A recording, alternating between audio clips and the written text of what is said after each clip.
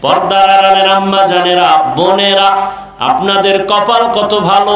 আপনারা তো সাহাবায়ে কেরামদের মায়ের মতো দামি মা, আপনারা তো নবীদের মায়ের মতো মা, হাফেজে কোরআনের মায়ের মতো মা, আপনারা তো পৃথিবীর প্রিয় সোনারী, বড় দামি খাদিজা রাদিয়াল্লাহু আনহার মতো দামি নারী, ফাতেমা রাদিয়াল্লাহু আনহার মতো দামি নারী, আয়েশা রাদিয়াল্লাহু আনহার মতো দামি নারী, ইসমাইল নবীর মা হাজরা আলাইহিস সালামের মতো দামি নারী, আপনারা তো ঈসা নবীর মা মারিয়াম আলাইহিস সালামের মতো দামি নারী, আপনারা তো বেঈমান ফেরাউন যে আল্লাহর বিরুদ্ধে গিয়া নিজের খোদা দাবি করলো, তার ঘরে তার স্ত্রীর নাম কি?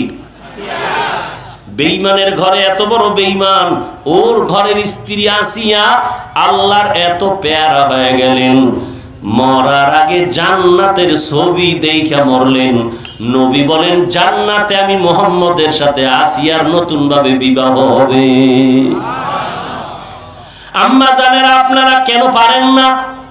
আপনাদের মতো বহু নারী এখনো কি এলাকায় নাই? 5 ওয়াক্ত নামাজ পড়ে, পর্দা করে, স্বামীর মাল হেফাজত করে, খেয়ানত করে না, মোবাইলে সময় নষ্ট করে না। মানুষের জীবনের একটা মূল সম্পদের নাম চরিত্র। এই চরিত্র যার জীবন ভর ভালো থাকবে, সে মরিয়া গেল তার সুনাম থাকবে। এরে আম্মা জান, একটা গাছ ভালো হলে ফল ভালো হবে। জমিনে প্রত্যেকটা মানুষ ভালো হওয়ার পেছনে আপনি গাছের মতো অবদান। সন্তান ভালো হবে আপনার আদর্শের কারণে। যেই মা ভালো তার সন্তান ভালো, যেই মায়ের আদর্শ খারাপ তার সন্তানও খারাপ। এরে আম্মা জান, আপনার সন্তানকে ডাক্তার বানাবেন আলহামদুলিল্লাহ, আপনার সন্তানটাকে ইঞ্জিনিয়ার বানাবেন আলহামদুলিল্লাহ, আপনার সন্তানটাকে প্রফেসর বানাবেন আলহামদুলিল্লাহ, তবে আমার দাবি বেয়াদব বানাবেন না।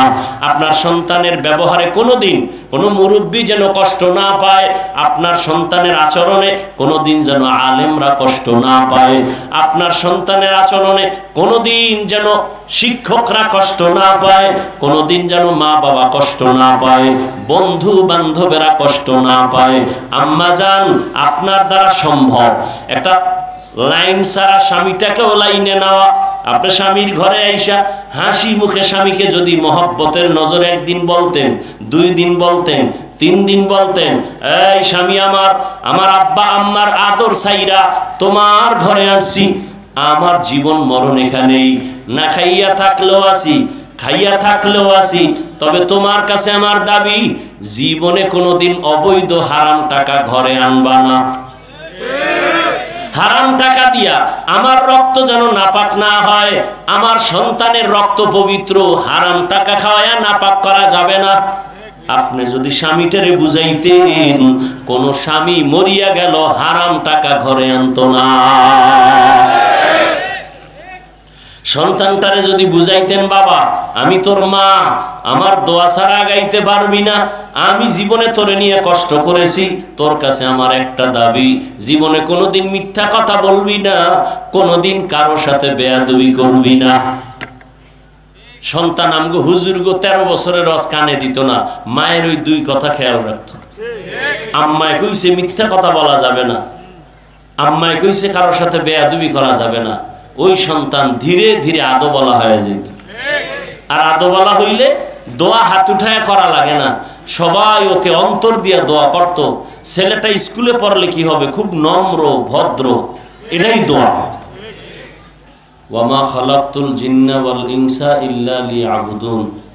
আল্লাহ বলেন, হে মানুষ, আমি তোমাদেরকে সৃষ্টি করি নাই জিন সহ, হ্যাঁ সৃষ্টি করেছি একমাত্র আমার ইবাদতের জন্য। নবীজি বলেন, লা তাআতা লি মাখলুকিন ফি মাসিয়াতিল খালিক। আল্লাহকে বেজার করে, অসন্তুষ্ট করে পৃথিবীর ভিন্ন কারো আদেশ নিষেধ গ্রহণ করা হারাম। আল্লাহকে বেজার করে মা বাবার কথা মানা হারাম। আল্লাহকে অসন্তুষ্ট করে পীরের কথা মানা হারাম। আল্লাহকে অসন্তুষ্ট করে কোনো নেতা, কোনো নেত্রীর কথাকে গ্রহণ করা হারাম। এক কথায় দুনিয়ার সবাইকে অসন্তুষ্ট বা বেজার করা যাবে, আল্লাহকে বেজার করা যাবে না। দাড়ি রাখলে আল্লাহ খুশি, আত্মীয় স্বজন বেজার। এখন আপনার মুমিন হিসাবে ইমানের পরীক্ষা, আপনি কি আল্লাহকে খুশি রাখবেন না আত্মীয় স্বজনকে খুশি করে দাড়ি কাটবেন? এটা আপনার ইমানের পরীক্ষা। এই পরীক্ষায় যদি আপনি ফেল করেন তাহলে কোনো মুফতি সাহেবের ফতুয়া লাগবে না যে আপনি কোথায় যাবেন, জান্নাতে না জাহান্নামে। এটা আপনারটা আপনিই ফলাফল হাতে নিয়ে নেন। পর্দা করলে আল্লাহ খুশি, আত্মীয় স্বজন বেজার। এখন আপনি আত্মীয় স্বজনকে খুশি করতে গিয়া পর্দা লঙ্ঘন করবেন, নাকি আল্লাহর খুশির জন্য আত্মীয় বেজার হয় হোক, আল্লাহকে বেজার করব না, পর্দাও লঙ্ঘন করব না। এই পরীক্ষায় আপনি কতটুকু পাশ করছেন, আপনার ফলাফল আপনার হাতে। কিয়ামতের দিন আল্লাহ বলবে না তুমি জান্নাতি না জাহান্নামী, আল্লাহ বলবেন আমলনামা জীবনে যা করছো লেখা আছে, ইকরা কিতাবাকা কাফা বিনাফসিকাল ইয়াউমা আলাইকা হাসিবা। তুমি জীবনে যা করছো সব লেখা আছে, তুমি হিসাব মিলাও, তুমি জান্নাতি না জাহান্নামী। নিশ্চিত কাউকে জাহান্নামীও বলা যাবে না, জান্নাতিও বলা যাবে না। বাকি বলা যাবে এই লোকটা জান্নাতের পথে আছে, এই লোকটা জাহান্নামের পথে আছে। কিন্তু জান্নাতের পথে থাকলেই সে জান্নাতি না। হতে পারে মৃত্যুর আগে কালেমা নসিব হবে না, কোনো একটা কারণে তার ঈমান চলে যাবে, হতে পারে না। আবার একটা লোক জাহান্নামের পথে আছে, মারাত্মক গুনাহ করে, তাকে জাহান্নামী বলা যাবে না, কারণ হতে পারে মরার আগে তওবা করে ফেলবে। তওবা কইরা সে আমার আগে জান্নাতে যাবে, কারণ আমার গুনাহ আছে, তার গুনাহ নেই। এই জন্য কোনো মানুষকে সর্বোচ্চ মাকামেও নেওয়া গ্যারান্টি দেওয়া যাবে না, কাউকে তুচ্ছ মনে করে হিংসা করাও যাবে না, ঘৃণা করাও যাবে না। তো আল্লাহকে বেজার করা সম্ভব না। দুনিয়ার সব বেজার হয় হোক, আর যারা আল্লাহকে রাজি কইরা চলবে, সাময়িক একটু কষ্ট হলেও শেষ ফল হাসি খুশি তার। কি দেখেন, যারা মোটামুটি আলেমের লাইনে নাম লেখানো, নামাজ রোজা করে, দিনের উপরে চলে, একটু কষ্ট হয়েছে কি জেলখানায় গেছে, কিন্তু সর্বশেষ সম্মানটা কি নিতে পারছে? বরং যারা সম্মান কিনে নিছে ফুলের মালার পরিবর্তে আবার জুতা। কিন্তু যাদের কাছে কোরআন আছে, আল্লাহ আছে, কোনোদিন আল্লাহকে বেজার করে নাই, পরিণাম ফলে সম্মান তাদেরই এখনো আছে, আগেও ছিল, ভবিষ্যতেও থাকবে। যত মাস্তান নাস্তিক পেছনে পেছনে বাহাদুরি করুক, ওলামায়ে কেরামের সামনে বেয়াদবি করার সাহস পায় না। তবে পিছনে বেয়াদবিও যদি না করত, বাংলাদেশের মানুষের পরিণাম ফলে তো খারাপ হতো না। এই যত খারাপ হয় শুধু আলেমদের সাথে বেয়াদবির কারণে। আর আলেমদের সাথে যারা বেয়াদবি করে বলার দ্বারা বা ফেসবুকে লেখার দ্বারা, এরা সবাই মা বাবার অভিশপ্ত সন্তান।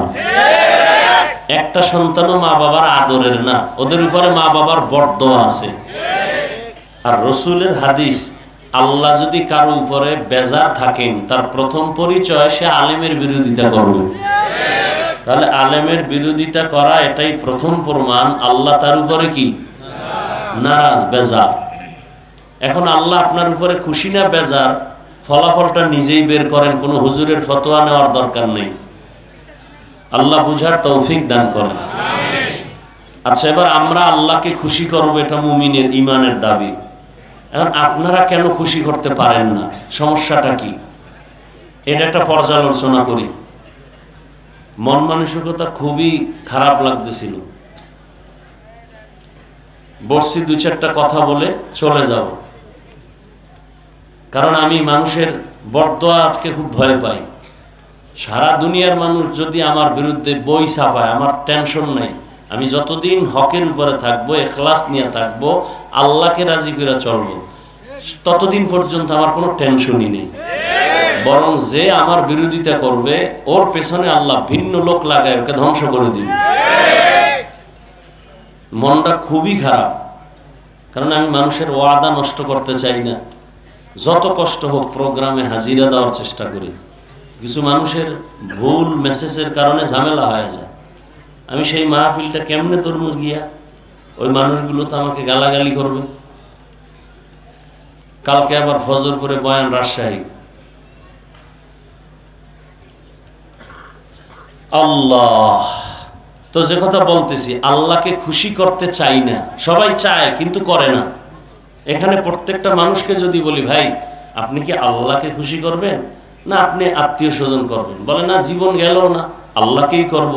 কিন্তু বাস্তবে আপনি প্রত্যেকটা কদমে আল্লাহকে বেজার করেই চলছেন। কারণ কি? অথচ তাবলিগওয়ালারাও বুঝায়, পীর সাহেবরাও বুঝায়, জুমার দিন খতিবরা বয়ান করে বুঝায়, আলেম আমরা বক্তারা বুঝাই 12 মাস। যেই বুঝানিটা হিন্দুদেরকে দরকার ছিল, খ্রিস্টানকে দরকার ছিল, আপনাকে তো বুঝানো দরকার না। কারণ আপনি আল্লাহ মানেন, নবী মানেন, কোরআন মানেন, হাদিস মানেন, কিয়ামত বিশ্বাস করেন, মরণ বিশ্বাস করেন, নেক আমল বুঝেন, গুনাহ বুঝেন, আপনাকে বুঝাতে হবে কেন? বয়ান তো আজকে খ্রিস্টানদের গির্জায় গিয়ে করা দরকার, হিন্দুদের মন্দিরে দরকার, চট্টগ্রামের পাহাড়ি অঞ্চলে যাওয়া দরকার, পঞ্চগড়ে যাওয়া দরকার, সেখানে টাকা দিয়ে দিয়া মুসলমানের বাড়ি উড়াই দিয়ে কাদিয়ানি হও, খ্রিস্টান হও, ওখানে আমাদের যাওয়া দরকার। অথচ 12 মাস আপনাদের তালি দিতে দিতে ওদিকে নাক দেওয়ার সময় নেই। 12 মাস কি বৃষ্টি আর কি রৌদ্র, আপনাদের এই তালি দিয়া ফলাফল কি? করোনার আগেও সুদ খোর, এখনো সুদ খায়। করোনার আগে আলেমের দুশ্মন, এখনো দুশ্মন। করোনার আগেও মদ পান করতো, এখনো করে। করোনার আগেও ঘুষ খাইতো, এখনো খায়। ফলাফল কি হইল? অথচ সবাই বলে আমরা তুলনামূলক হুজুরদের থেকেও ভালো, বলে না? সন্তান যত বড় হোক মা বাবার থেকে বড়। আমি বড় বক্তা, মায়ের কাছে আমি বক্তা? হ্যাঁ, আমার অনেক সম্মান। আব্বা আম্মার থেকে আমার সম্মান বেশি। আমার সবাই চেয়ার দিছেন না? সম্মান করছেন না? আমার আব্বা আসলে আমার দাঁড়াইয়া তাকে চেয়ার দিতে হবে কি? তাহলে যত মাস্তানি করেন আর বাহাদুরি করেন, কিয়ামতের আগ মুহূর্ত পর্যন্ত আলেমের উপরে আপনার সম্মান হবে না। চাইলে অপমান হতে হবে, এটা সম্ভব না। কেউ যদি আমার সম্মানটা মা বাবার উপরে দরকার, তাহলে জুতা খাইব। কেউ যদি মনে করে আলেম কি, আলেম ওলামা দরকার নাই, আমার সম্মান সবার উপরে, তাহলে আজকে জোর কইরা সম্মান নিলে কয়েকদিন পর জুতা। আর এই দোষ তো কাদেরকে দিবেন? সব দোষ আপনাদের। কি সব দোষ আপনাদের? আওয়ামী লীগের ভোট না দিলে জীবনে ক্ষমতায় আসতে পারবে? বিএনপির না দিলে পারবে? সুদখোরের ভোট না দিল চেয়ারম্যান হইতে পারবে? তো ভোট দিছে কে? জিনেরা, আপনারাই তো দিছেন। অথচ আপনারা বলতেছেন আমরা ইসলাম চাই। ভোটের আগের রাত্রে টাকা খাইয়া কেবলা ঘুরাই দিছেন। হুজুরকে ভোট দিলে ফসবে, হুজুরেরা কিছু করতে পারবে না। তো হুজুর চেয়ারম্যান এখন নাই বাংলাদেশে। আমাদের হেদায়েতুল্লাহ আজাদি বিবারি আছে, কি জানি আমজাদ হোসেন আশরাফি সহ অনেক আলেম। নোয়াখালী আছে খালেদ সাইফুল্লাহ সাহেব। সারা বাংলাদেশের চেয়ারম্যান এক পালায় ওজন দাও। আমাদের ওলামায়ে কেরামদের 1000 ভাগের 1 ভাগও ইনসাফগার হবে না। তার হুজুরেরা পারে না পারে দেখাইতেছে না। কিন্তু তুমি দাও না কেন? তুমি ভালো করে বুঝছো হুজুর আসলে আমি গাঁজা খাইতে পারবো না, হুজুর আসলে আমি মাইয়া লইয়া পার্কে যাইতে পারবো না, হুজুর আসলে কারো বউ লইয়া আমি পালাইতে পারবো না, হুজুর আসলে আমি সুদে টাকা লাগাইতে পারবো না। সুদখোর আছে না এলাকায়? কতদিন টাকা লাগায়? যদি কয় 5000 টাকা ধার দাও, কস নাই, সম্ভব না। যদি কয় সুদে দে, কয় 5 না 50,000 দিব। ওর মতো ডাকাত যারা সুদের সাথে জড়িত, ওরা 24টা ঘন্টার সেকেন্ডে সেকেন্ডে সেকেন্ডে গর্ভধারিণী মায়ের সাথে জিনা করে। এর থেকে নিকৃষ্ট মানুষ আর কি হইতে পারে?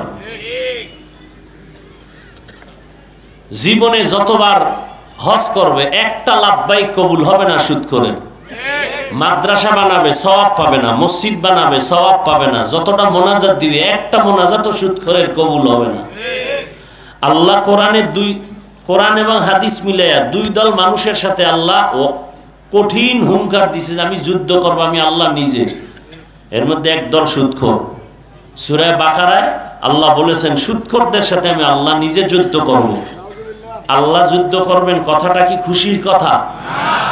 আর এক দলের সাথে আল্লাহ যুদ্ধ করবেন, বুখারী শরীফে আছে, যারা ওলিয়া উলিয়া মানে না। আমাদের দেশে বহু পণ্ডিত আছে ওলি মানে না, আউলিয়া মানে না। তা আমি বলি যারা ওলিয়া উলিয়া মানে না, ওরা কোরআন শরীফও মানে না, বুখারী শরীফও মানে না, ওরা বাতিল। এদেরকে যারা বাতিল বলে না, তারাও বাতিল। আমরা যে আল্লাহকে খুশি করে ফেলছি তা না, কিন্তু চেষ্টা করতেছি। নমুনা, আপনি টুপি মাথায় দিলে গরম হয়, আমার মাথা নাই, হ্যাঁ, আমারটা গরম হয় না কেন? বরং আপনি টুপি না দিয়েই বউরে গালি দিছেন। কি ব্যাপার, বউরে গালি দিছো কেন? মাথা গরম হয়ে গেছিল। কি কারণে টুপি দিছিল? না, যে বাপেও টুপি পরে না, আমিও পরি না। তা মিথ্যা কথা বললা কেন? টুপি পরলে মাথা গরম হয়? এই দেশে যত বউ তালাক দেয় সবগুলোর খোঁজ নিয়ে দেখবেন টুপিওয়ালা না টুপি ছাড়া। তালাক দিয়া হুজুরের কাছে, ইমামের কাছে দৌড়ায়, হুজুর মাথা ঠিক ছিল না, গরম হয়ে গেছে, কি কইছি বুঝি না, এখন কেমনে আবার বউ বানামু সেই বুদ্ধি দেন। তাহলে বউ তালাক দিছে ঠান্ডা মাথায় না গরম? মাথা গরম কেন? টুপির কারণে? হ্যাঁ, আচ্ছা এবার আসেন, যারা টুপি দেয় এরা গরম হইয়া মায়েরে গালি দিছে? যারা টুপি মাথায় পরে এরা মাথা গরম কইরা কোনোদিন আপনাদেরকে গালি দিছে? শুধু কি তাই, কোন বেঈমানকে আমরা গালি দেই? হিন্দুদের গালি দেই, বৌদ্ধদেরকে গালি দেই, অথচ আপনারা তো আমাকে অনেক বাজে কথা বলেন, অনেক বাজে কথা বলেন। মনে হয় এই জমিনের মধ্যে আপনার চোখের বিষ আমরা টুপিওয়ালারা জানি আপনারা গালি দেন, শুনি, এরপর একটা জবাব দেই না, বরং দেখলে হাসি মুখে সালাম দেই, বুকে লাগাই। আপনার গায়ে যে বিড়ির গন্ধ তাও জানি, এরপরে হিংসা করে ধাক্কা দিয়ে ফালাই দিনে বুকে লাগাইছি। আপনি যে প্রস্রাব করে পানি লন না, পায়খানার চেয়েও গন্ধ বেশি আপনার শরীরের মধ্যে। এরপরে কি পরিমাণ পরিচ্ছন্ন থাকেন, অজু তো ঠিক মতো করেন না, এরপরে খাইতেছেন না পাপ। এরপরে কোন আলেম কি সি সি করে তারাই দিছে? দেয় না। কারণ কি? একমাত্র আমরা আল্লাহকে খুশি করার জন্য টুপি মাথায় দিলাম, আল্লাহর খুশির জন্য নবীর মহব্বতেই দাড়ি রাখছি। জানি দাড়ি রাখলে যৌবনের ভাব থাকে না, আপনারা যেটা বলেন সেটা রিপিট করতেছি। আল্লাহকে খুশির জন্য নবীর মহব্বতেই লম্বা জামা পরছি, যদিও শরীর গরম লাগে। শীত আসছে, সে শীতের মধ্যে সকালে ফজরের নামাজে ঠান্ডা পানি দিয়ে ওযু করা কি যে কষ্ট, এটা ভাষা নাই বুঝাবা। এরপরও নামাজ পড়ি, পর্দা করি, হালাল ভাবে চলি। বলেন তো, আল্লাহকে রাজি করতে যাইয়া এই নবীর আদর্শ মানার কারণে আমাকে সম্মান কত পয়েন্ট কমছে? আর আপনারা আল্লাহরে বেজার কইরা নামাজ রোজা বাদ দিয়া গুনাহ কইরা কত পয়েন্ট সম্মান বাড়ছে? হ্যাঁ, আচ্ছা সবই জবাব আপনারাই দিতেছেন। তাহলে বলেন আপনি কেন আল্লাহকে বেজার করতেছেন? কি সমস্যাটা কি আপনার? কো আল্লাহর দিন অনুযায়ী চললে কি ব্যবসা চলবে না? কেন নবী ব্যবসা করে নাই? সাহাবায়ে কেরাম করেন নাই? ইসলাম তো ব্যবসা করতে নিষেধ করেন নাই, ইসলাম তো চাকরি করতে নিষেধ করেন নাই, ইসলাম তো ডাক্তারি পড়তে নিষেধ করে নাই, ইসলাম তো ইঞ্জিনিয়ার হতে নিষেধ করে নাই, প্রফেসর হতে নিষেধ করে নাই, জালেম হইতে নিষেধ করছে, দুর্নীতিবাজ হইতে নিষেধ করছে, মানুষের হক নষ্ট করতে নিষেধ করছে, মানুষকে সম্মান দিতে আদেশ দিছে, ব্যবসা তো বন্ধ করতে বলে নাই। আচ্ছা হুজুর বাদ দেন, আপনি ভাবতেছেন আমি হুজুর তাড়াতাড়ি হই কেমনে? না, আপনার হুজুর হওয়ার দরকারই নেই। আমি একবারও বলবো না আপনি টুপি লাগান, তসবি লাগান, পাগড়ি লাগায় স্কুলে তালা লাগায় মাদ্রাসায় আসেন, না, কোনো দরকার নেই। আপনার লাইনের মানুষ জীবনে মাদ্রাসায় পড়ে নাই, 5 ওয়াক্ত নামাজ পড়ে, দাড়িওয়ালা আছে না নাই? বাস হুজুর বাদ দেন, আপনাকে সাইজ করার জন্য, আসামির কাঠ গড়ায় বিচার করার জন্য আপনার পাশের লোকটাকে আল্লাহ দাঁড় করাবে। এই নিমক হারাম, আমার সূর্যের আলো ভোগ করলি, আমার চাঁদের আলো ভোগ করলি, আমার জমিনের ফসল খাইলি, আমার দেওয়া গাছের ফল খাইলি, আমার বানানো নদীর মাছ খাইলি, আমার হুকুম মতো একটা সেজদা দিলি না, নিজে নামাজ পড়লি না, অন্যে নামাজ পড়ে তাও পছন্দ করলি না। এরকম কিছু কপাল পোড়া আছে যে নিজেও পড়ে না, অন্যে পড়ে তাও সইতে পারে না, নিজেও কাঁদে না, অন্যে কাঁদে তাও সইতে পারে না। এরকম বেয়াদব আছে না নেই? অভাব নেই। কারণ কি? এর একমাত্র কারণ, আমরাও মুসলমান, আমিও মুসলমান, আপনার আমার আল্লাহ এক না দুই? নবী, কাবা, কোরআন, ধর্ম, কালেমা, দুনিয়াতে আসছি না? আপনারা লুঙ্গি পরে আসছেন। বিদায় বেলা কাফন হবে কয়টা? তিনটা। আমগো বক্তার জন্য একটু সম্মানের কারণে একটা বেশি, টাকাওয়ালা অনেক টাকাওয়ালা সে মরলে একটা বেশি, রিক্সা ড্রাইভার গরিব এই কারণে একটা কম। সবার বেলায় কাফন কয়টা? কালার আলাদা। হুজুরদের কালার একরকম, আপনাদেরটা আর এক রকম না? কাফনের কালারও এক, কবরের সাইজ না আপনাদেরটা এক হাত বড়। কবরে রাখার পরে প্রশ্ন হবে কয়টা? আমাদের আলাদা, আপনাদের আলাদা না? সবার প্রশ্ন এক। তাহলে আপনি কেন টুপি পরবেন না আর আমি কেন টুপি ছাড়ি না? বিষয় কি? আমার টুপি ছাড়তে লজ্জা লাগে আর আপনার টুপি দিতে লজ্জা লাগে। কারণ কি? আমি দাড়ি কাটতে লজ্জা পাই আর আপনি দাড়ি রাখতে লজ্জা পান। কারণ কি? আমি পর্দা না করলে লজ্জা পাই, আপনি পর্দা করতে গেলে লজ্জা পান। কারণ কি? তাহলে আমরা ভুলে আছি, কোরআন ভুল। তো কারণ কি? আবার বলবেন যে জান্নাত চাই। আল্লাহ কি আপনার মতো এত চালাক নাকি যে আপনি যা চাইবেন আল্লাহ তাই দিবে? আল্লাহর বিরোধিতা কইরা। আসলে সবই জানেন। অনেকে বলে হুজুর না যাই না করি। কি না জানেন? মিথ্যা কথা বলা, গালি দেওয়া না হালাল? এটা জানেন না? কেন বলেন জানি না? মা বাবার সাথে বেয়াদবি হারাম, নাচ দেখা হারাম, গান শোনা হারাম, কাউকে হত্যা করা হারাম, চুরি করা হারাম, ডাকাতি করা হারাম, জুলুম করা হারাম। জানেন না? মিথ্যা কথা কেন বলেন জানি না? নামাজ পড়া 5 ওয়াক্ত ফরজ, মাঝে মাঝে ছেড়ে দেওয়া সুন্নত। হ্যাঁ জানেন কি? 5 ওয়াক্ত বলেন, মাঝে মাঝে ছেড়ে দেওয়া বলেন। পড়েন না কেন? নিজেই বলতেছেন ছেড়ে দেওয়া যাবে না, পড়েন না কেন? এইভাবে হিন্দুদের বুঝাইল, ওরা তো মদিনার পাগল হয়ে যেত 3 মাসে। আপনার সমস্যা কি? আপনার কপালে তো খারাপ কেন? কত বড় বেয়াদব হইলে বলে নিজে তো নামাজ পড়েই না।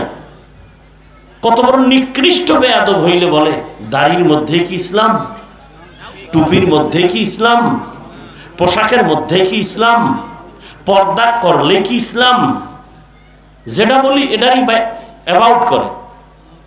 তাহলে টুপিতে ইসলাম নাই, দাড়ির মধ্যেও ইসলাম সীমাবদ্ধ নাই, পোশাকেও নাই, যেটারে বলি এটাই প্রশ্ন, এর মধ্যে কি ইসলাম? তার মানে বুঝাও নাই তো ইসলাম কই?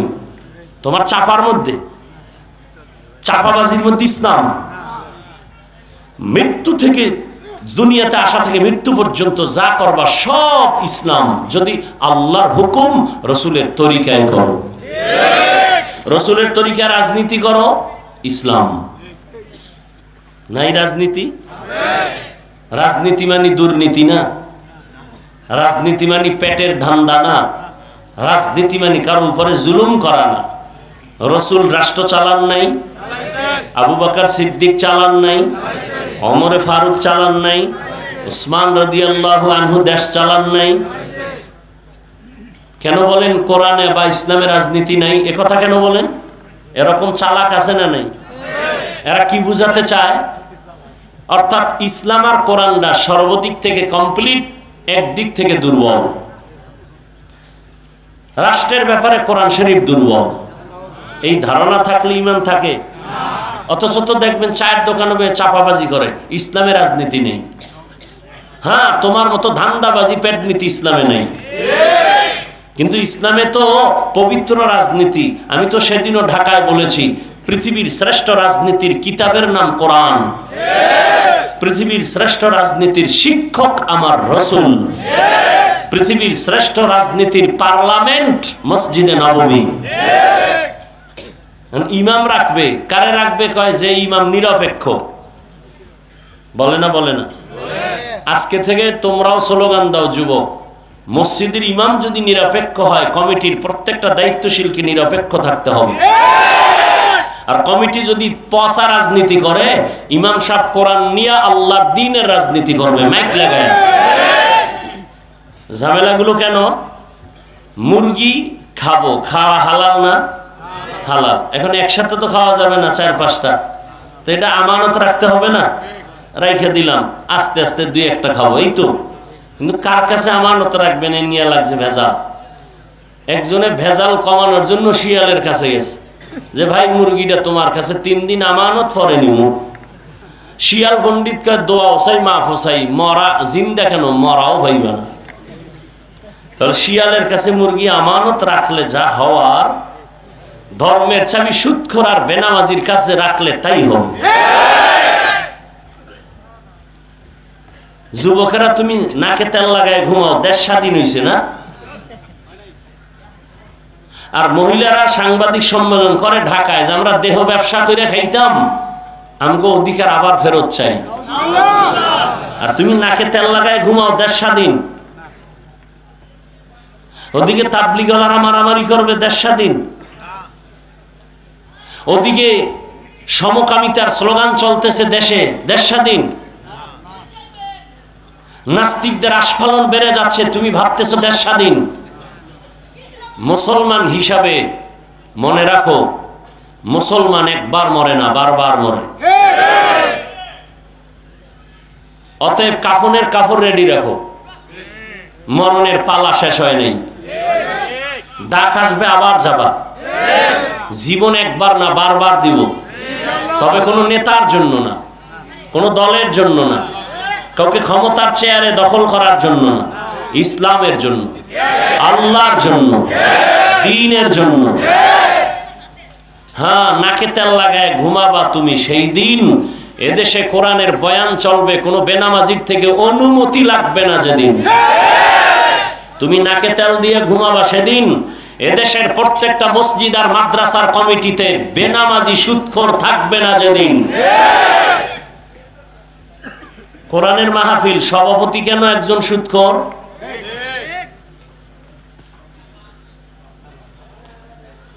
এই জন্য ওয়াজ হইতেছে, বরকত নেই। আগে ইলিশ মাছ, মুরব্বীরা ইলিশ মাছের ঘেরানে পুরা এলাকা, আমরা তো সাগরের ভাড়ার মানুষ, পুরা এলাকা মুখরিত ঘেরানে। আর ইলিশ মাছের তেল দিয়ে অন্য তরকারি রান্না হইতো। এখন ইলিশ খায় পাবলিক, সে ঘেরানো নাই, তেলও নেই।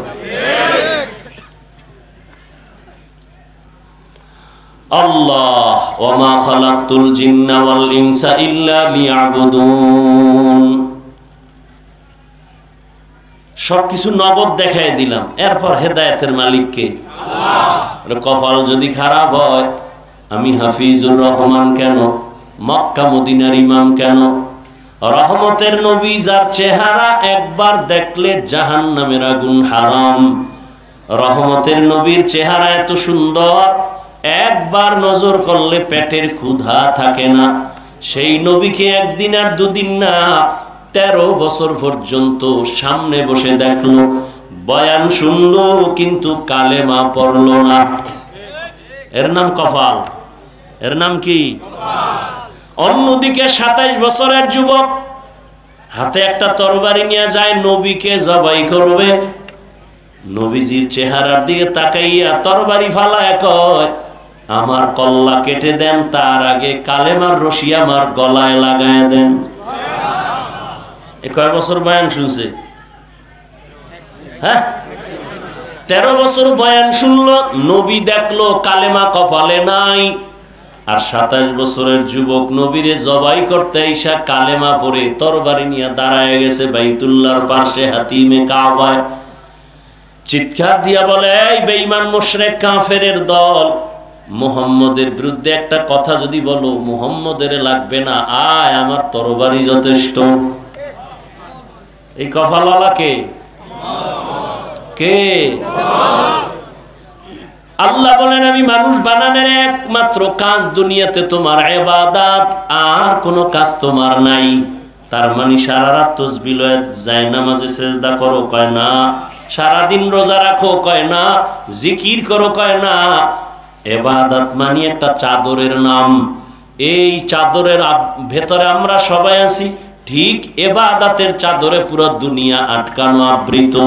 তুমি ব্যবসা করবা ইবাদত, চাকরি করো ইবাদত, তুমি ঘুমাও ইবাদত, তুমি খানা খাইবা ইবাদত, কাউকে বন্ধু মনে করবা ইবাদত, কাউকে তুমি দুশমন মনে করো ইবাদত, তুমি যদি হাসি দাও তাও ইবাদত, তুমি যদি কান্না করো ইবাদত। মন গড়া তুমি একজনের সাথে হাসছো, এটা ইবাদত। একটা অচেনা মাইয়ারে দেখে হাস দিছো, এটা ইবাদত। নবীকে বউর সাথে হাসি দাও ইবাদত। কি বললো গে? আসে না ভুলো, হাসে বেগানার সাথে। কি আল্লাহ হেদায়েত দান করুন। তাহলে দুনিয়াতে যা করবেন সবই কি মন গড়া? কার আদর্শে? নবীজির। কার আদর্শে? আচ্ছা, নবীজির আদর্শটা কেমন? যুবকরা একটু খেয়াল করো। নবীজির আদর্শ থেকে আরো সুন্দর আদর্শ কারো কাছে আছে? থাকলে কও, আমি অন্তত আল্লাহর কসম খেয়ে বলি নবীরটা বাদ দিয়া তারটা নিব। একজনের দাঁড়ায় যদি বলো যে হ্যাঁ হুজুর, নবীজির থেকে শেখ মুজিবুর রহমান সাহেবের আদর্শ ভালো, আল্লাহর কসম আমি নবীরটা বাদ দিয়া শেখ সাহেবেরটা নিব। যদি কেউ দাঁড়ায় বলো নবীজির আদর্শ থেকে জিয়াউর রহমান সাহেবের আদর্শ আরো ভালো, আল্লাহর কসম আমি নবীরটা বাদ দিয়া জিয়া সাহেবেরটা নিব, পারবি? শুধু কি জিয়া সাহেব আর শেখ সাহেব? এই জমিনে গণতন্ত্রের আদর্শ বিক্রি করেছে আব্রাহাম লিঙ্কন, পারছেনি শান্তি দিতে? গণতন্ত্রের জন্য মরে, মইরা খায় শহীদ। বলে না? বলে না? গণতন্ত্র জন্মদাতা আব্রাহাম লিঙ্কন, কুফরি একটা মতবাদ, এটার লেগে মরবে। গণতন্ত্র উজ্জীবিত করার জন্য শপথ, গণতন্ত্র ঠিক রাখার জন্য জীবন দিব। হ্যাঁ, বড় কঠিন। লেনিনের আদর্শ, কার্ল মার্ক্সের আদর্শ, মাও সেতুংয়ের আদর্শ সহ দুনিয়াতে অনেক আদর্শ বাজারজাত হইছে, কিন্তু কোন আদর্শ শান্তি দিতে। তাহলে ফলাফল কি দাঁড়াইলো? আমি এভাবে বলি, এক কথায় দুনিয়ার যত মানুষের আদর্শ, এক কথায় সব আদর্শ নাপাক। একমাত্র মদিনার নবীর আদর্শই হলো পাক। নবীর আদর্শ কেমন সুন্দর! আঙ্গুলের নখগুলো কেমনে কাটবা, কেমনে রাখবা, সেখানেও নবীর আদর্শ আসেনি? জুতা দুইটা কেমনে পায়ে পরবা, সেখানেও নবীর আদর্শ। তোমরা জাগো আদর্শর স্লোগান দিয়া মইরা যাইতে চাও, তোমগো নেতার আদর্শের মধ্যে নখ কাটার নিয়ম আসেনি? জুতা পরার নিয়ম আসেনি? আমার নবীর কেমন আদর্শ! স্ত্রীর সাথে কেমন ব্যবহার করবা, সেখানেও নবীর আদর্শ। সন্তান অন্যায় করছে, কেমনে মারবা, শাসন করবা, সেখানেও আদর্শ। স্ত্রী যদি অন্যায় করে, সেখানেও শাসন করার আদর্শ আছে না? নাই? কি বিসমিল্লাহ ছাড়া ফিডাও? হ্যাঁ, নবীর আদর্শ কত সুন্দর। নবী বাজারে গেছেন, বাজার কইরা গাট্টি লইয়া হাঁটতেছেন। এক সাহাবী দৌড়ায় কয়, দোজাহানের সর্দার, আপনি গাট্টি নিবেন কেন? আমি নেই। নবী কয়, আমার হক আমাকে আদায় করার সুযোগ দাও, বাধা দিও না। আমার ঘরের হক তো আমার আদায় করতে হবে। কি না আরেকজনে করবে? চারিদিক দিয়ে বেড়া দিছে, কি কয় পর্দা, ভিতরে সদরঘাট, মামতো ভাই, ফুফাতো ভাই, খালাতো ভাই, সব লাইন ক্লিয়ার। অথচ নবীজি বলছেন কঠোর ভাবে, মরণের তোমরা যেমন ভয় পাও, স্বামীর ভাইরেও তেমন ভয় পাইও। আর বিয়ে করার আগে যৌতুক চাই, কি কয়, বিদেশ জামু, ভিসা দেওয়া লাগবে। আপনার এলাকায় এই গজব নাই? তা কচু গাছের লগে গলায় দড়ি দিয়ে মরেন। যৌতুক যারা খায় জালেম, যারা দেয় তারাও জালেম। ওই ঘরের সন্তান নেককার হবে না, ওই ঘরের সন্তান মা বাবার জীবনে খেদমত করবে না, সব হারামখোর। আল্লাহ যৌতুকের গজব থেকে এ দেশ ও জাতিকে হেফাজত করেন। ইসলামেও যৌতুক হারাম, সরকারি সংবিধানেও যৌতুক কি হারাম, এরপরও চলতেছে। কি হিসাবের মুরিদ আর কি তাবলিগওয়ালা। আমি মাঝে মাঝে কই আগে ইমান মাফতে হইলে টের পাবা বিয়ার রাইট, মাইয়া ফলা যখন বিয়ে দেয় তখন টের পাবা ইমানের স্কেল কত। উপরে বয়ে কয় কিচ্ছু লাগবে না, আল্লাহর জন্য দিয়ে দিছি, তলে তলে কয় এটা দিল না, এটা মানবতা হইল। বিদেশের বিশালয়, তো বিশালয়ে কি করবি? কয় বিয়া কইরা বিদেশ যাবো। তো তোর বউ পাহারা দেবে কেডা? আমার ছোট ভাই। হাসবেন না, আকাম চলে না? চলে না। ওর কামাই রুজিতে জীবনে বরকত হবে? এখানেও রসুলের আদর্শ। স্ত্রী রেখে কতদিন তুমি দূরে থাকতে পারবা? এখানেও রসুলের আদর্শ। এক কথায় মানুষের জীবনে দুনিয়াবি শান্তি, পরকালে মুক্তির জন্য একটাই প্রেসক্রিপশন, মদিনার রসুলের প্রেসক্রিপশন। ব্যবসা করবা নবীর তরিকায়, ইবাদত। নবীর তরিকায় যদি তুমি বাথরুমে যাও তাও ইবাদত। বাথরুমে হুজুরেরা যায়নি, তুমিও যাও, কিন্তু তোমারটা ইবাদত হয় না। আমি নবীর তরিকায় বাথরুমে যাই, কয় কেমনে? কয় ডান পাও দিয়া বাম পা দিয়া ঢুকো, খালি মাথায় ঢুকবা না, খালি পায়ে বাথরুমে ঢুকবা না। বাম পা দিয়া ঢুইকা মাথায় যেন কিছু কাপড় থাকে, টুপি না হয় গামছা বা কোনো কাপড় দাও, কারণ বাথরুম হলো শয়তানের আড্ডাখানা, জিনের আড্ডাখানা। ওখানে গিয়া দুর্ঘটনায় পড়ে যায় মানুষ, মরিয়াও যায়। অতএব খালি পায়ে যাইও না। এবং তুমি বাথরুমে ঢুকার আগে দোয়া বইরা ঢুকো, কয় পারি না, অন্তত বিসমিল্লাহ বইলা ঢুকা যাও। এরপরে বাম পা দিয়া ঢুকো, পায়ে জুতা রাখো। বাথরুমে যখন বসবা হাঁটুর উপরে যেন কাপড় না উঠে, মদিনার নবীর সুন্নত। আবার যখন বসবা বাম পায়ের উপরে ভর করে বসো, সুন্নত। মক্কার মুশরিকরা কয় কেমন নবী বাথরুমের নিয়ম শিখায়? কয় আমি এমন নবী। তাহলে আমি নবীর তরিকায় বাথরুমে গেলাম, তুমিও বাথরুমে গেছো, তোমার তো তরিকা নাই ডান পাওয়ার, বাম পায়ের খবর নাই, কারণ তুমি যেই পরিমাণ খাইছো নিম্ন চাপ শুরু। আগে কয় দরজা খুইলা রাখ, খোলার টাইম নাই। এটা দিছে দৌড়, দৌড়ে একেবারে শীত পটাঙে পইরা মাথাটা ফাটায় ফেলাইছে, জুতারও খবর নাই, টুপিরও খবর নাই। আল্লাহ হেদায়েত দান করুন। নবীর তরিকায় বাথরুমে যাও, জীবনে দুর্ঘটনা হবে না বাথরুমে ইনশাআল্লাহ। তোমার পানির পিপাসা, পার্শ্বে বোতল, তুমিও বোতলের পানি গ্লাসে ডাললা বা বোতলটা নিলে ছোট আধা লিটারের বোতল। আমারও পিপাসা লাগছে, পানি পান করি। তোমারটা ইবাদত হয় না, আমারটা হয় কেন? তুমি বোতলটা ধরা মাত্রই বিদ্যুতের মতো বাম হাত চলে গেছে, আমারটা ডান হাত চলে গেছে। তুমি বাম হাত দিয়া ডক ডক করে একটা টান মারলা, আধা লিটার নাই। আমিও পানি পান করলাম ওই আধা লিটার, তবে ডান হাত দিয়া এক টানে পান করি নাই, 3টা ধাক্কা লাগাইছি, সুন্নাত। ইবাদত হয়ে গেছে। মোনাজাতের পরে সবাই বাড়ি যাবেন, বাড়ি গিয়া যারা মানের ছেলে, যারা মান একটু মোটামুটি ভদ্র, এরা ফ্রেশ হবে। আর কিছু অলোক কি আছে, এরা জুতা সহ ঘুমায় যাবে। ও ফ্রেশ হওয়ার টাইম আছে নি, যেনে রাইত হেন কাই ফ্রেশ হবে বাসায় গিয়া। কি ফ্রেশ হবে? বলে হাত ধুবে, চেহারাটা ধুবে, পাও ধুইবে। আমিও বাসায় গিয়ে এমনটাই করব, তবে আমারটা ইবাদত হবে। আমিও হাতটা সুন্দর করে ধুইব, চেহারাটা ধুইয়া, পা দুইটা ধুইয়া আমার হবে ওযু। কি হবে? তুমি ওই কামই করলা, কিন্তু ওযু তুমি নিয়ত করো নাই, তো ওযু কেমনে হবে? বড় কঠিন। নবীর আদর্শ সহজ, কোনো কঠিন কিছু না। তোমার মতো যুবক জেনারেল লাইনে থাকিয়া 5 বেলার নামাজ পড়ে, স্কুলে পড়ে, কলেজে পড়ে, আসেনি? বাস তুমি নিজেকে একটু জিজ্ঞাসা করো, ও যদি পারে তুমি পারো না কেন? তোমার মতো যুবক রাস্তায় গাড়ি চালায়, 5 বেলার নামাজ পড়ে, দাড়িওয়ালা আসেনি? বলো তুমি কেন পারো না? তোমার মতো যুবক চাকরি করে, ব্যবসা করে, 5 বেলার নামাজ পড়ে, তুমি কেন পারো না? তোমার মতো বান্দা নদীর মধ্যে মাছ ধরিয়াও নামাজ ছাড়ে না, তুমি কেন পারো না? তোমার মতো সন্তান জমিনে কৃষি কাজ করে, নামাজ পড়ে, তুমি কেন পারো না?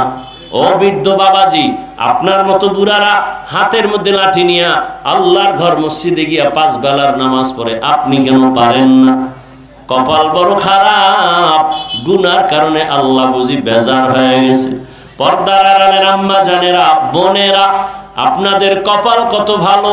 আপনারা তো সাহাবায়ে কেরামদের মায়ের মতো দামি মা, আপনারা তো নবীদের মায়ের মতো মা, হাফেজে কোরআনের মায়ের মতো মা, আপনারা তো পৃথিবীর প্রিয় সোনারী, বড় দামি খাদিজা রাদিয়াল্লাহু আনহার মতো দামি নারী, ফাতেমা রাদিয়াল্লাহু আনহার মতো দামি নারী, আয়েশা রাদিয়াল্লাহু আনহার মতো দামি নারী, ইসমাইল নবীর মা হাজরা আলাইহা সালামের মতো দামি নারী, আপনারা তো ঈসা নবীর মা মারিয়াম আলাইহা সালামের মতো দামি নারী, আপনারা তো বেঈমান ফেরাউন, যে আল্লাহর বিরুদ্ধে গিয়া নিজের খোদা দাবি করলো, তার ঘরে তার স্ত্রীর নাম কি? বেঈমানের ঘরে এত বড় বেঈমান, ওর ঘরের স্ত্রী আসিয়া আল্লাহর এত পেয়ারা হয়ে গেলেন, মরার আগে জান্নাতের ছবি দেখে মরলেন। নবী বলেন, জান্নাতে আমি মুহাম্মদের সাথে আসিয়ার নতুন ভাবে বিবাহ হবে। আম্মা জানেরা, আপনারা কেন পারেন না? আপনাদের মতো বহু নারী এখনো কি এলাকায় নাই 5 ওয়াক্ত নামাজ পড়ে, পর্দা করে, স্বামীর মাল হেফাজত করে, খেয়ানত করে না, মোবাইলে সময় নষ্ট করে না। মানুষের জীবনের একটা মূল সম্পদের নাম চরিত্র। এই চরিত্র যার জীবন ভর ভালো থাকবে, সে মরিয়া গেল তার সুনাম থাকবে। এরে আম্মা জান, একটা গাছ ভালো হলে ফল ভালো হবে। জমিনে প্রত্যেকটা মানুষ ভালো হওয়ার পেছনে আপনি গাছের মতো অবদান। সন্তান ভালো হবে আপনার আদর্শের কারণে। যেই মা ভালো তার সন্তান ভালো, যেই মায়ের আদর্শ খারাপ তার সন্তানও খারাপ। এরে আম্মা জান, আপনার সন্তানকে ডাক্তার বানাবেন আলহামদুলিল্লাহ, আপনার সন্তানটাকে ইঞ্জিনিয়ার বানাবেন আলহামদুলিল্লাহ, আপনার সন্তানটাকে প্রফেসর বানাবেন আলহামদুলিল্লাহ, তবে আমার দাবি বেয়াদব বানাবেন না।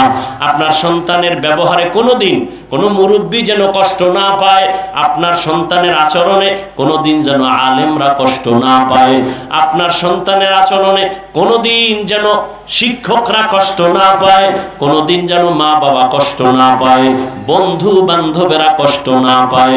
আম্মা জান, আপনার দ্বারা সম্ভব একটা লাইন ছাড়া স্বামীটাকেও লাইনে নেওয়া।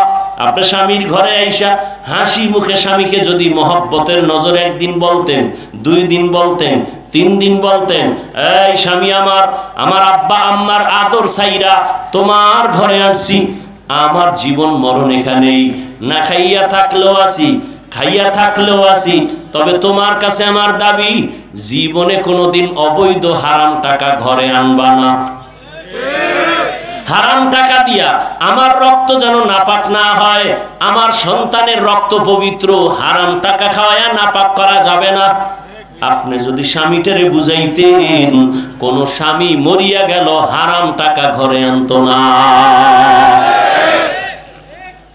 সন্তানটারে যদি বুঝাইতেন, বাবা আমি তোর মা, আমার দোয়া ছাড়া গাইতে পারবি না, আমি জীবনে তোরে নিয়ে কষ্ট করেছি, তোর কাছে আমার একটা দাবি, জীবনে কোনোদিন মিথ্যা কথা বলবি না, কোনোদিন কারো সাথে বেয়াদবি করবি না। সন্তান আমগো হুজুর গো 13 বছরের রস কানে দিত না, মায়ের ওই 2 কথা খেয়াল রাখতো। আম্মায় কইছে মিথ্যা কথা বলা যাবে না, আম্মায় কইছে কারোর সাথে বেয়াদবি করা যাবে না, ওই সন্তান ধীরে ধীরে আদো বলা হয়ে যেত। আর আদো বলা হইলে দোয়া হাত উঠায় করা লাগে না, সবাই ওকে অন্তর দিয়ে দোয়া করত। ছেলেটা স্কুলে পড়লে কি হবে, খুব নম্র ভদ্র, এটাই দোয়া।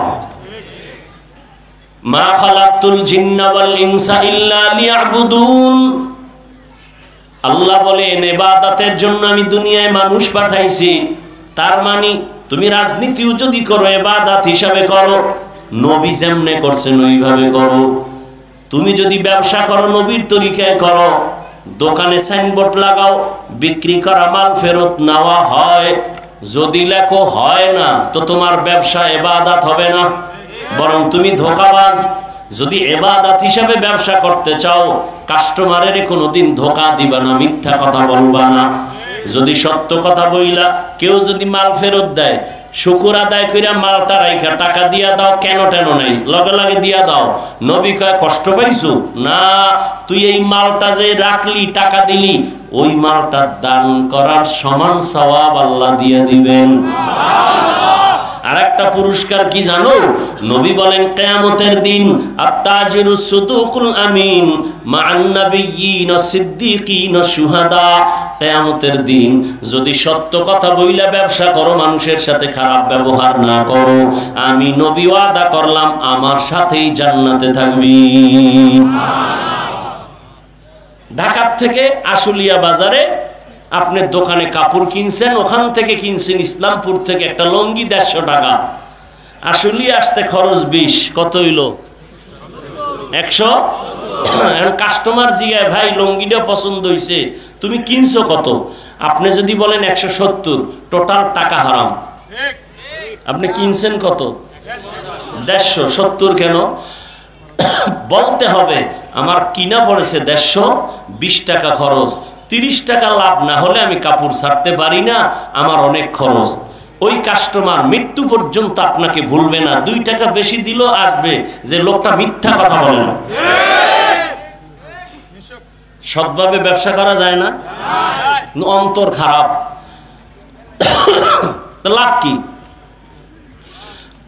হাসা মিশা বানাইয়া টাকা কামাই করে লাভ কি? ওই টাকা থুইয়া পলায় গেলে এই টাকা বানায় লাভ আছে? 10 তলা বিল্ডিং এর বাহাদুরি করে লাভ কি যদি বিল্ডিং এ থাকার সুযোগ না হয়? আল্লাহ হেদায়েত দান করে। আমার পরে কেউ বয়ান করবে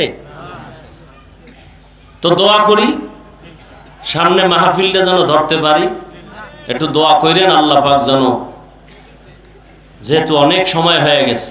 কয়টা বাজে? 10টা। আপনি তো মনে করবেন টান দিলেই 5 মিনিটে স্টেজে, তা আমি আসর থেকে এখানে 10টা বাজলো কেন হইতে? আমি তো রাস্তায় বসা। তো যাই হোক, ওয়াজ হেদায়েত না, শুরুতেই বলছি নবীকে দেখলো, বয়ান শুনলো, কালেমা নসিব হয় নাই। যদি আল্লাহ কবুল করে তাহলে অল্প কথায় হেদায়েত এসে যাবে, আর কপাল যদি খারাপ হয় মক্কা মদিনার ইমাম হইলেও কাজ হবে না। আল্লাহ সবাইকে হেদায়েত দান করেন। যুবকদেরকে আমার শেষ কথা, ও যুবক বাবা, তুমি ডাক্তার হও, দোয়া করি, ইঞ্জিনিয়ার হও, বেয়াদব হইও না। সম্মানের সাথে যদি ডাক্তার, ইঞ্জিনিয়ার, প্রফেসর হতে চাও, তাহলে তোমার লেখাপড়ার পাশাপাশি চরিত্র ঠিক থাকতে হবে এবং দোয়া লাগবে। কার দোয়া নিবা? তোমার জীবনের সফলতার প্রথম দোয়া মা বাবা, দ্বিতীয় দোয়া শিক্ষকের, তৃতীয় দোয়া উলামায়ে কেরাম, মুরব্বিদের, তাদের থেকে দোয়া নিও। যদি দোয়া নিতে নাও পারো, আমার শেষ কথা, ওয়াদা করো, শপথ করো, অঙ্গীকার করো, মা বাবার দোয়া যদি নিতে নাও পারি বরদোয়া নিব না। শিক্ষকের দোয়া যদি নিতে নাও পারি বরদোয়া নিব না। উলামায়ে কেরামের দোয়া যদি নাও নিতে পারি কখনো বরদোয়া নিব না। আল্লাহ প্রত্যেকটা যুবকের আল্লাহর খাঁটি ওলি হিসাবে কবুল করেন। আলহামদুলিল্লাহি রাব্বিল আলামিন, ওয়াসসালাতু ওয়াসসালামু আলা সাইয়্যিদিল আমবিয়া ওয়াল মুরসালিন ওয়া আলা আলিহি ওয়া আসহাবিহি আজমাইন। ইয়া আরহামার রাহিমিন, ইয়া আরহামার রাহিমিন, ইয়া আরহামার রাহিমিন। রব্বিরহামহুমা কামা রাব্বায়ানি সগীরা। আল্লাহুম্মা ইন্নাকা আফুউন কারীম তুহিব্বুল আফওয়া ফা'ফু আন্না। আল্লাহুম্মা ইন্না নাসআলুকা রিযাকা ওয়াল জান্নাহ ওয়া নাউযু বিকা মিন সাখাতিকা ওয়ান নার। ربنا آتنا في الدنيا حسنة وفي الآخرة حسنة وقنا عذاب النار। يا الله আমরা গুনার বোঝা নিয়ে আপনার দরওয়াজায় হাজির। কুদরতের নজর দিয়ে দেখেন কত উলামায়ে কেরাম, মুরব্বি, হাজী সাহেব, কত ব্যবসায়ী, চাকরিজীবী, পর্দার আড়ালে কত মা বোনেরা, আমার কলিজার কত যুবকেরা, ছাত্র ভাইরা হাত তুলেছেন। মেহেরবানি করে আমাদের জীবনের সমস্ত গুনাহ মাফ করে দেন। আমরা তওবা করেছি, আর নামাজ ছাড়বো না, দাড়ি কাটবো না, বেপরদায় চলবো না, মা বাবার সাথে বেয়াদবি করবো না, মুরব্বী ওলামা একরাম শিক্ষকের সাথে বেয়াদবি করবো না। আমাদের তওবা কবুল করে নেন। নবীজির আদর্শ অনুযায়ী চলার তৌফিক দান করেন, সুন্নাত অনুযায়ী চলার তৌফিক দান করেন, ইজ্জতের জিন্দেগি দান করেন, মুখালিফের মুআফিক বানায় দেন। আয় আল্লাহ, উলামা তোলাবা উম্মতের অন্তরে ইজ্জত বাড়ায় দেন। চলার পথে আসানের সাথে হেফাজতের চলার তৌফিক দান করেন। আয় আল্লাহ, মাহফিল নাজাতের জরিয়া বানায় দেন। আয়োজনকারী সহযোগিতাকারীদের কবুল করে নেন। মাদ্রাসা মসজিদ কবুল করে নেন। অন্যান্য শিক্ষা প্রতিষ্ঠান নবীর আদর্শে কবুল করে নেন। মা বোনদের আবেদা পর্দানিশী বানায় দেন। সন্তানগুলো নেককার বানায় দেন। আমার কলিজার প্রত্যেকটা যুবকের দিনদার বানায় দেন। মোবাইলের গুনাহের থেকে হেফাজত করেন আল্লাহ। মোবাইলের গুনাহের থেকে হেফাজত করেন আল্লাহ। মোবাইলের গুনাহের থেকে হেফাজত করেন আল্লাহ। আয় আল্লাহ, রিয়া হাসাদ কিবির দূর করে ইখলাস দান করেন। আয় আল্লাহ, মেহেরবানি করে পেরেশানি দূর করে দেন। অভাবীদের অভাব দূর করে দেন। সারা দুনিয়াবাসীকে মাফ করে দেন। মুসলমানের ঈমান আমল হেফাজত করেন। প্রবাসের জিন্দেগিতে আমার ভাই বোন মা বাবা যারা আছে, আয় আল্লাহ, প্রত্যেকের কামাই রুজিতে বরকত বাড়ায় দেন। ইজ্জতের হেফাজত করেন। বাংলাদেশ শান্তির দেশ বানায় দেন। জুলুম থেকে দেশকে হেফাজত করেন। পরস্পরে মোহাব্বত বাড়ায় দেন। আয় আল্লাহ, আমরা যারা হাত তুলেছি জানি না কার মা নাই, কার বাবাও নাই, আত্মীয় স্বজন মুরব্বী যারা কবরে, জান্নাতের ফয়সালা করে দেন। যারা বেঁচে আছেন হায়াত বাড়ায় দেন। অসুস্থ যারা কুদরতের দ্বারা সুস্থ করে দেন। আয় আল্লাহ, নবীজির রওজা বাইতুল্লাহ জিয়ারতের তৌফিক দান করেন। আয় আল্লাহ, সবার দিলের নেক আশা পূরণ করে দেন। দীর্ঘ নেক হায়াত দান করেন। সারা দুনিয়ায় খেদমতের জন্য কবুল করে নেন। আয় আল্লাহ, আওয়াজে কথায় রুহানিয়াতে স্পষ্টতা বাড়ায় দেন। নবীজির মহাব্বতে আমাদের সকলকে কবুল করে নেন। হাসবুনাল্লাহু ওয়া নি'মাল ওয়াকিল, নি'মাল মাওলা ওয়া নি'মান নাসির। ওয়া সাল্লাল্লাহু তাআলা আলা খাইরি খালকিহি মুহাম্মাদ ওয়া আলিহি ওয়া আসহাবিহি আজমাইন। আমিন আমিন আমিন বিরহমাতিকা ইয়া আরহামার রাহিমিন।